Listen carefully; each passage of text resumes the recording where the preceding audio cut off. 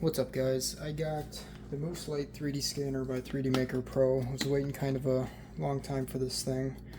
I 3D printed this little box for it, but I'm going to end up doing scanning on the go. And instead of carrying an extension cord around, I bought this little power bank which can go up to 80 watts. 80 watts, and this only requires about 60 to 65.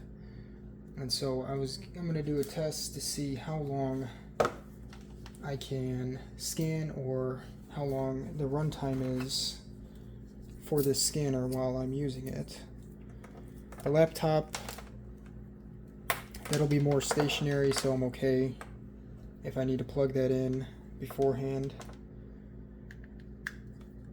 But right now, it's got a full battery. I know you gotta click this for that to turn red, which means it is now converting power to these.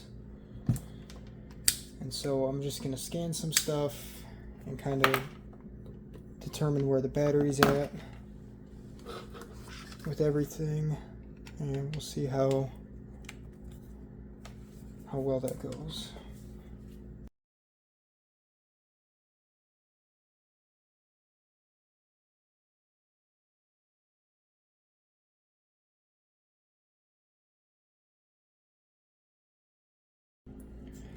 Okay, so I might do a time lapse for that just for the sake of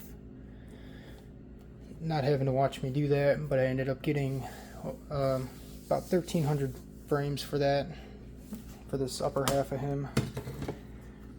Battery didn't move at all. Can't really indicate how much power was taken out due to this, but I was expecting it to at least take a bar of it, which it has not. I'm going to leave it running, and while this is processing, the whole reason is their cable system has a joint connection, so one's for the laptop, one's for the power, and then a single cable to the scanner itself, which I know I could get an extension cord with 3 outlets on the end and end up plugging one for the laptop, one for this.